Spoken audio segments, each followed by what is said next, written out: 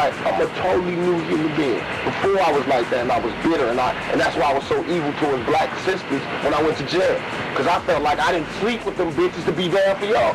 And y'all put me in jail? All right, well, cool, but I was wrong to have that kind of thought. Right? To his frustration, 1994 began in the same way 1993 had ended, with trouble continuing to haunt Tupac around every corner. Whilst awaiting trial for the New York sex offences, he experienced further jail time for yet another ugly confrontation. Following hard on the heels of his sacking from the John Singleton movie, incessant personal controversy would lead to him being dropped from a second picture, the black urban thriller Menace to Society. Somewhat aggrieved at his removal, Tupac physically challenged the film's director, Alan Hughes, after storming onto the set of his latest film. The result of this incident was Tupac being sentenced to 15 days in prison for assault.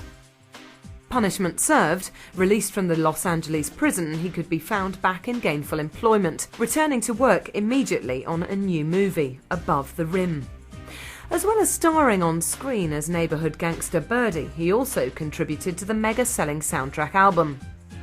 The record included the track Pour Out a Little Liquor, recorded by Tupac and his band Thug Life, which went on to sell 2 million copies. It was his earlier music, though, that would return to haunt him yet again, as Courtrooms of America once more took his album Tupacalypse Now to task. It was in September of 1994 that 2 Milwaukee teenagers murdered a police officer, citing the music of gangster rap, and in particular the Tupac track Soldier's Story from his debut album, as their motivation to commit such a heinous crime. While such public outrage was nothing new to Tupac and certainly not uncommon in the genre of gangster rap, this incident further indicated that the genre was taking on a life of its own. A life from which Tupac Shakur and many of his contemporaries would fail to escape with their lives. As 1994 moved forwards, his trial moved closer. From the start of proceedings and throughout, Tupac would court trouble and in fact came close to losing his life before a verdict was reached. On the 29th of November, Tupac, along with a co-defendant, stood charged of molestation of a 19-year-old woman in Tupac's suite at the Parker Meridian Hotel in New York, as well as other related sexual offences and weapons possession. After the opening day of deliberations, the jury took their leave to consider the charges, whilst Tupac headed for a Times Square recording studio. Aware that the penalty, should he be convicted of the charges against him, were a maximum of 25 years in prison, Tupac naturally wished to make the most of the time he had at his disposal. His recording plans were not realised, however, as Tupac became the victim of an armed robbery as he entered the building. He was shot at least 4 times as the perpetrators disappeared with a diamond ring and gold chains worth in excess of $40,000. He managed to remain conscious in spite of his bullet wounds, and was even able to make a call to his mother in Atlanta before being rushed to the nearby Bellevue Hospital, where, as Tupac continued to bleed heavily, the decision was made for him to undergo intensive surgery. A 12-strong team of surgeons worked on his beleaguered right leg, and a damaged blood vessel was repaired.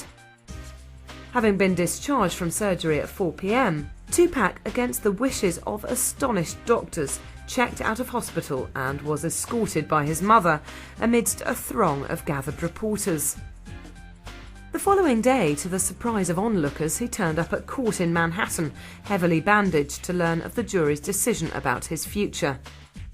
After an uncomfortable session in court, punctuated by a visit to a nearby hospital for treatment on his leg, which had become severely numbed by constant sitting in court, he returned to hear the jury's decision.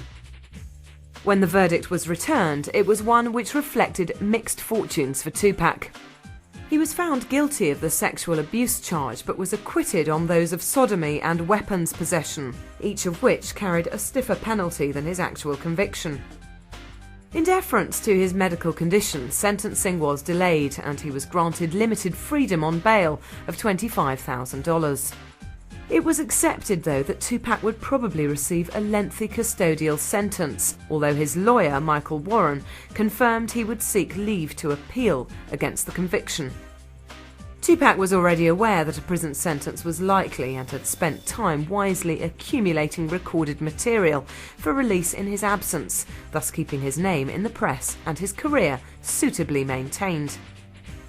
In February of 1995, Tupac's great expectation became a reality, as he discovered his new home would be that of the Rikers Island Penitentiary in New York. The glamorous yet dangerous lifestyle he had acquired as a chief mover in gangster rap, a musical genre he had arguably come to represent in recent years, was snatched away from him as he was jailed for a maximum of 4.5 years.